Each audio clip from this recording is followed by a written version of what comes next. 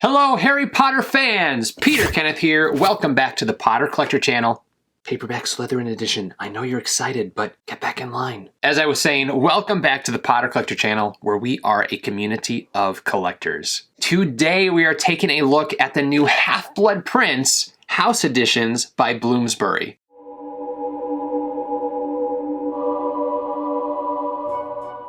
I cannot believe we are already up to Half-Blood Prince in this new edition. We have the Gryffindor, the Hufflepuff, Ravenclaw, and Slytherin books right here. We're gonna take a look at the covers, see what we can find, see what special things are on the inside. So normally I start with Gryffindor, but for some reason, Ravenclaw is catching my eye. So we're gonna look at the Ravenclaw editions first. All right, let's put the paperback aside for now. And this is the first time that I'm seeing these, so we're discovering what's on the front cover together.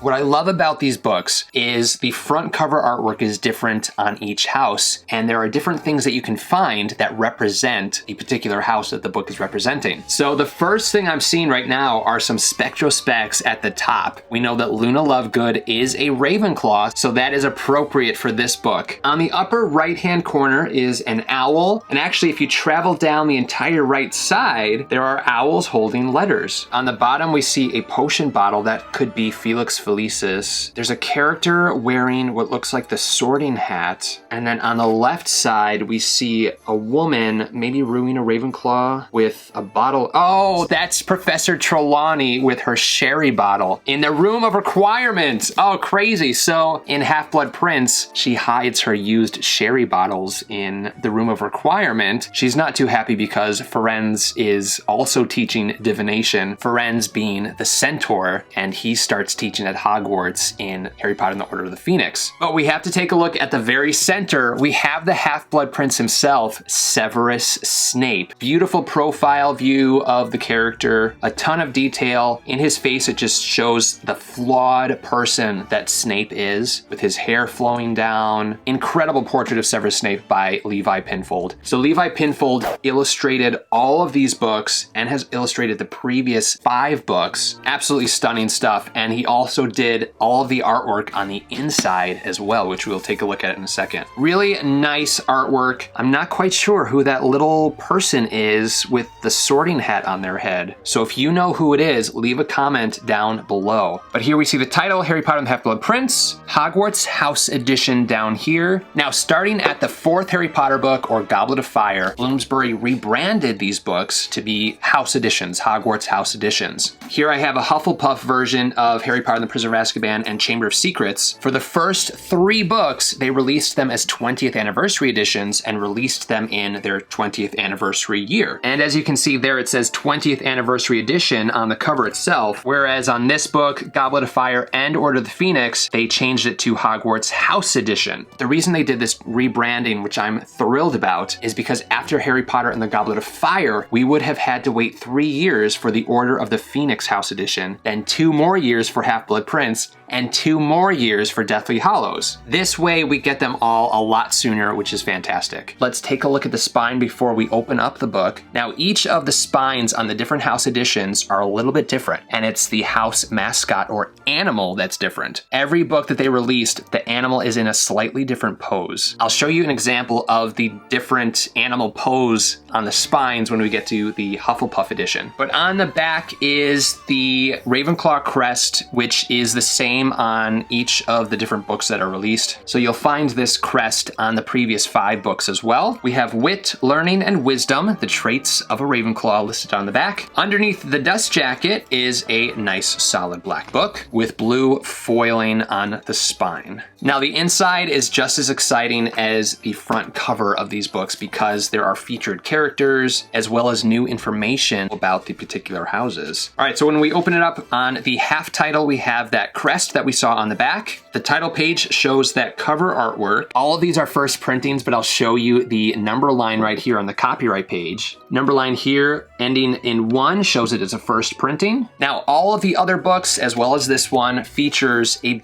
beautiful portrait of Rowena Ravenclaw. And then Gryffindor will have Godric Gryffindor, Hufflepuff will have Helga Hufflepuff, and Slytherin editions will have Salazar Slytherin in them. But here is the Rowena Ravenclaw artwork. absolutely stunning. I mean, these things are fantastic. And even though that we've seen it 6 times now, it's new every time. And actually, this is the first time I think that I noticed that all 4 of the house mascots are in this picture. So we have a snake, an eagle, a badger, and a lion. Because we know that the 4 founders of Hogwarts were, of course, friends. So then on this next page, we have an introduction to Ravenclaw House. All of the books in all of the house editions, hardcover and paperback, feature this beautiful artwork by Levi Pinfold of the Hogwarts grounds. Isn't that fantastic? We see Hogwarts Castle and the Black Lake with the squid, the Quidditch pitch, Hogsmeade Station. Absolutely stunning artwork of the Hogwarts grounds. All right, now we're into the book.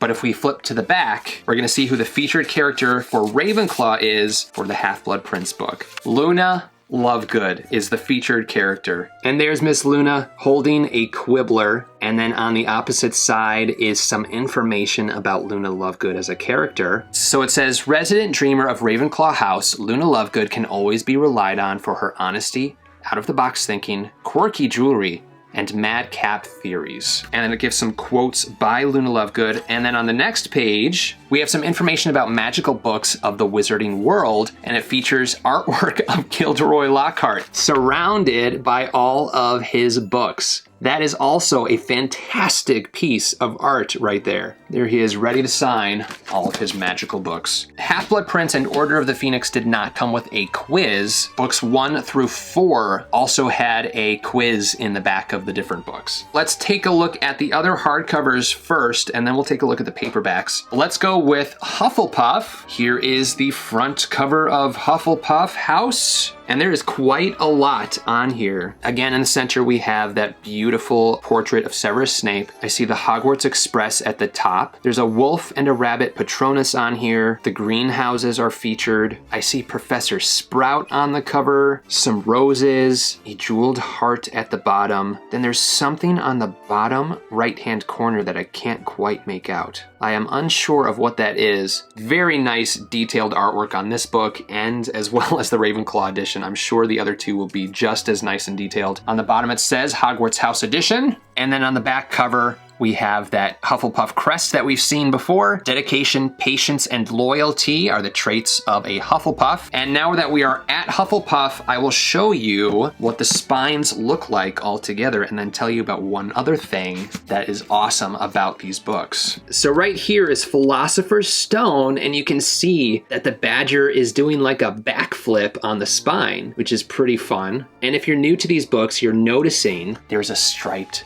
pattern. Bloomsbury is releasing these books in the house color and black every other book so that it makes a striped pattern. And this is true for all 4 of the Hogwarts houses. So they look fantastic on your shelves with that nice striped pattern, and I just love that design element. Let me show you the text block of these books. This is also striped. So all of the hardcover editions have stripes here on the opposite of the spine. So if, say, you didn't like the black cover on your shelves and wanted some more color, you could rotate every other one and have that striped pattern showing, and that adds a different pop of color to your shelves. Or you could flip all of them and just show the striped pattern, but I think it's kind of cool to see the spines personally. All right, let's take a look at the inside of the Hufflepuff edition. Here again, we have that beautiful portrait of Helga Hufflepuff, which we've seen in the other 5 house editions. And she is also surrounded by all 4 of the house mascots. There's the introduction to Hufflepuff House, the map of Hogwarts grounds, and the featured character for this book is Ernie Macmillan is the featured Hufflepuff for the Half-Blood Prince editions. There we see Ernie in the advanced potions classroom,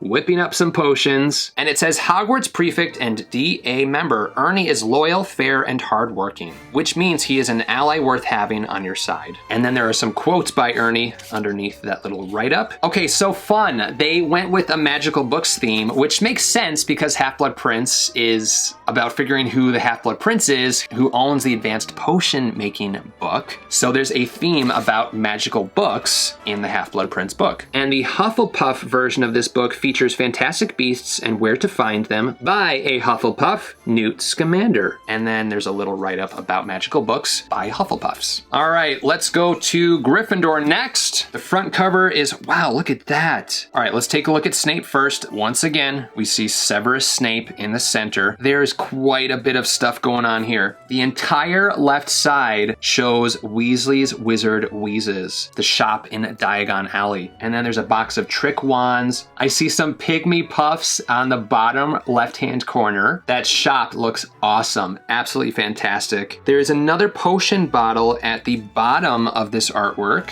Oh, okay, so these potions represent the different potions that Slughorn had his advanced potion making class identify in their first lesson. And this one on Gryffindor, I'm going to assume is Felix Felicis. Looks like Buckbeak possibly on the bottom there. Yeah, with some pumpkins, or witherwings, I should say, so that no one knew that Buckbeak was still alive. Then there's a cauldron with some potion ingredients, and the 3 Quidditch hoops being guarded by the keeper. And then in the center on the top is Dumbledore's pensive, where Harry saw all of the memories of Tom Riddle or Voldemort in his growing up years. This is absolutely my favorite artwork so far of the 3 books that we've looked at. On the back we have the Gryffindor crest, courage, bravery, and determination, the traits of a Gryffindor. Here is the pose of the lion on the spine. Here's that fantastic artwork of Godric Gryffindor on the inside, also surrounded by the 4 house mascots, information about Gryffindor, the map of Hogwarts. Who would be the featured character?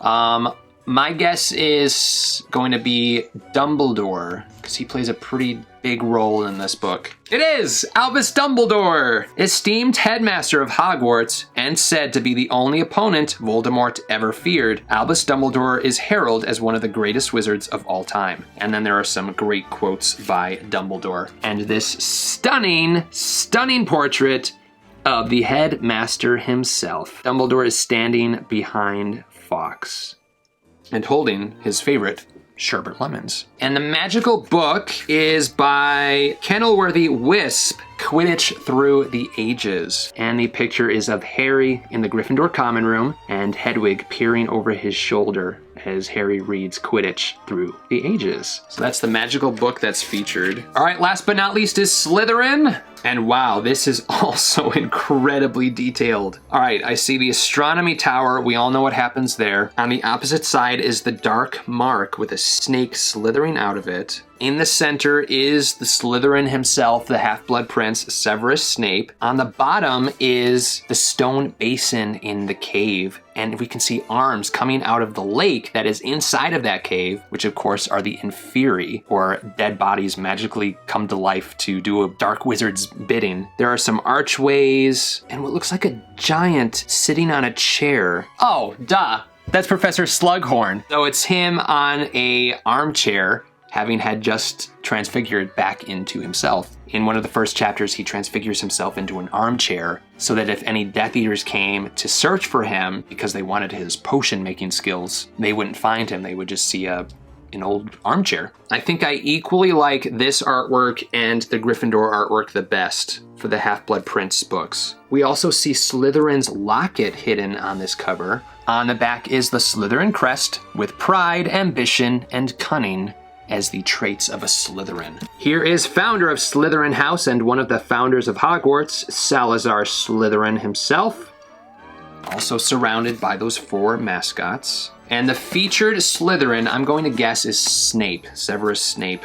Either Snape or Draco, but I think Draco's already been featured in a past book. Oh, I guess not. So Draco Malfoy is the featured character in the Slytherin Half-Blood Prince book. And it says, no house better suits Draco Malfoy than Slytherin. The ambitious, cunning, and proud enemy of Harry Potter will use any means to achieve his ends. And then there are some Draco Malfoy quotes on the opposite page. But there he is with a broomstick behind him, standing in a doorway. And the magical book, I'm gonna say maybe advanced potion making.